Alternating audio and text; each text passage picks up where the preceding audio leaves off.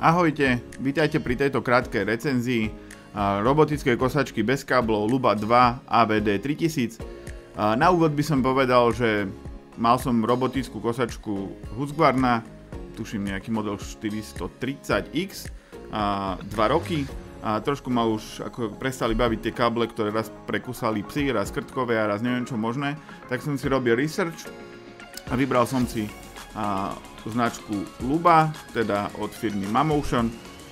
Vôbec to neľutujem, aj keď v ďalšej časti recenzií poviem aj nejaké neúplne doladené veci, ktoré táto kosačka zatiaľ má, ale určite to neľutujem. Kosačku som kúpil od predajcu VarioRobot, určite ich odporúčam, sú to experti na rôzne druhy kosačiek, majú veľmi dobrý helpdesk, veľmi rýchlo komunikujú a som s tým spokojný, takže nemám prečo ako keby ich neodporúčať. Rozmýšľal som aj medzi nejakou značkou Segway alebo znova Husqvarnou, ktorá bola ale dvakrát taká drahá ako táto Luba. Pozrel som si veľa recenzií a toto je tá najnovšia verzia Luba 2, ktorá sa začala predávať len pred niekoľkými týždňami. A toto je jedna z možno prvých recenzií, ktoré na Slovensku viete nájsť. S robotickými kosačkami som už mal viacero skúseností, hlavne teda s tou Husqvarnou. 2 roky som s ňou nejak bojoval, ani nie tak s ňou ako s tými káblami a už ma to fakt prestalo baviť, takže som zvolil túto Lubu. Objednával som ju hneď na jar, teda trávnik treba predtým pripraviť, určite nerobte to tak, že predpokladáte, že tam pustíte tú kosačku a ona pokosí 20 cm trávu alebo niečo podobné. Trávnik treba pripraviť, dobre si rozmyslieť, čo a jak správne ju nainštalovať, o tom tiež ešte chvíľu budem rozprávať neskôr. A potom už vlastne udržiava ten trávnik, teda nie je to vec, ktorá by bola nejaká úplne samodostná, že ju vypustíte a všetko sa bude diať samo. To sa bude diať, keď ju správne nastavíte a všetko bude podľa kostolného poriadku, ako sa hovorí. A vybral som si ju preto, lebo je to taká trošku technologickejšia vec, o tom tiež sa budeme baviť, že nie je to úplne pre každého, kto chce úplne blbovzdorné veci, takže s touto kosačkou sa trošku treba hrať, aj keď je trošku komplikovanejšia na nastavenia a na prevádzku, čož nemusí sa týkať úplne každého. A bol to príklad môjho pozemku. Tu vidíme dokovaciu stanicu, ktorú podedila po Lube, po tej Husqvarne, teda dal som ju tam, kde bola. Okrem toho, že nainštalujete takýto domček, tú striežku tam môžete mať, nemusíte, kosačka je vodeodolná. Máte aj takúto referenčnú stanicu, podľa ktorej dopočítava Luba svoju pozíciu, teda je to na GPS-ko, ale tá referenčná stanica jej pomáha byť ako keby presnejšia a lepšie sa navádzať.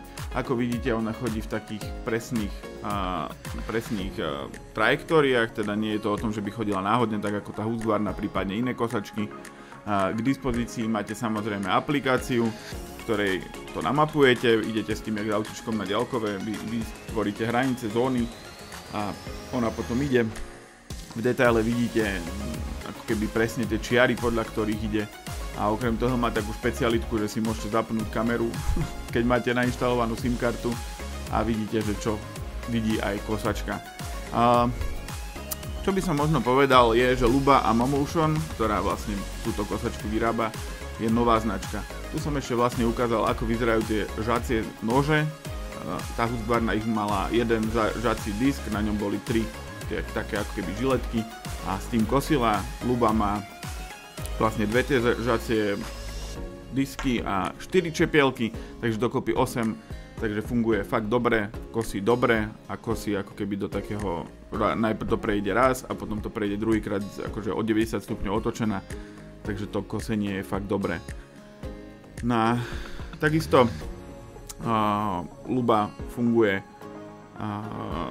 tak, že teda nepotrebuje káble, ona presne vie, kde na pozemku sa práve nachádza, teda podľa GPS-ka, respektíve podľa tej referenčnej stanice. Tuto som sa snažil ukázať, že vlastne keď ju stopnete manuálnym tlačítkom, kľudne ju môžete otočiť a ona sa následne po zapnutí vráti do pozície, kde bola, možno, že ho aj môžete odniesť niekde do dielne alebo tak. A pri čistení proste ju vypustíte a ona príde tam, kde skončila a pokračuje v tom cykle, ktorý mala.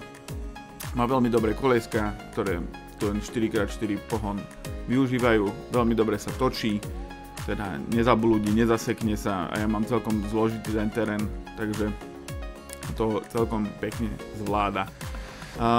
Ako som začal o tej značke Luba, respektíve Mamotion, je to nová značka, oni vyrastli ako keby z Kickstarter kampane, má len niekoľko rokov, každopádne čo som sa pozrel na webe, tak majú 150 expertov a oni riešia iba kosačky, teda nie je to 40-ročná alebo bohvie koľko ročná, možno asi aj viac, Husqvarna, ale každopádne Husqvarna, ktorá by bola bezdrôtová, tak by ma vyšla raz toľko aj s tou referenčnou stanicou ako táto Luba 2. Takže som to určite chcel vyskúšať.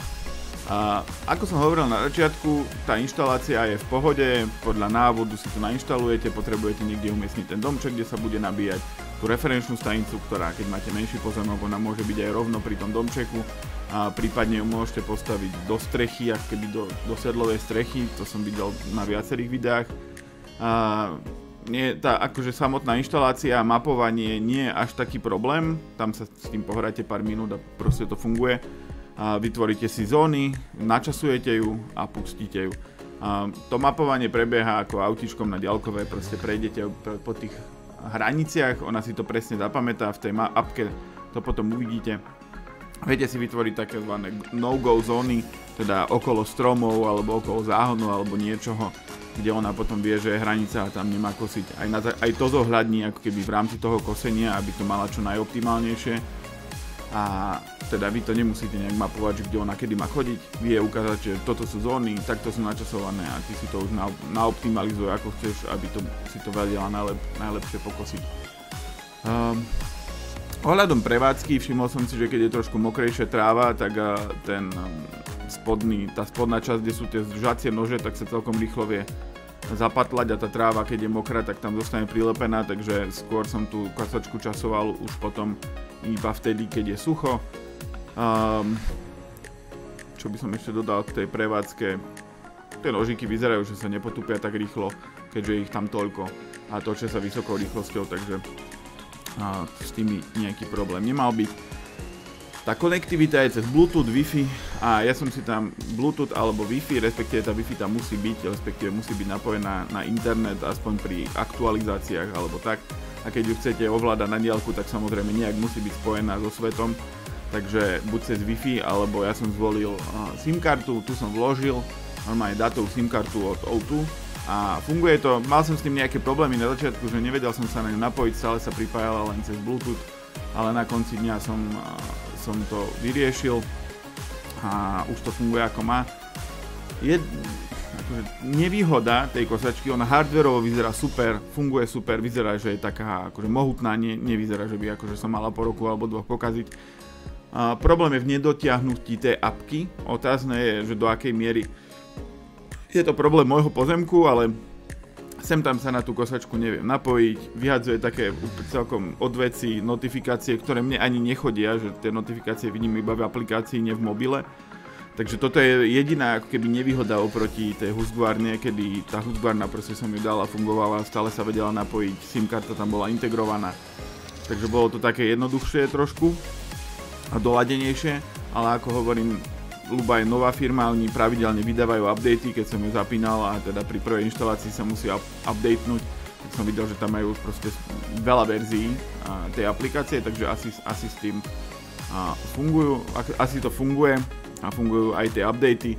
Predajca mi hovoril, že oni zbierajú feedback a tá Luba to v princípe takmer okamžite, respektíve rádovo v dňoch, týždňoch aktualizujú veci, aby fungovala čo najrýchlejšie. Aj som písal raz na support, tí sa mi tiež rozvali celkom rýchlo. Takže tak, sem tam sa mi zasekla na pozemku, ale to vtedy, keď som nebol doma, takže to nejak žena riešila. Ale vrátila ju do dokovacej stanice, odvtedy sa mi to nestalo, že by sa zasekla. Možno sa bude musieť pohrať nejak trošku s porohou tej referenčnej stanice, možno ju dať vyššie, alebo neviem, uvidím. Pohrám sa s tým a zrejme vám prinesiem možno nejaký update po niekoľkých mesiacoch používania Luby 2.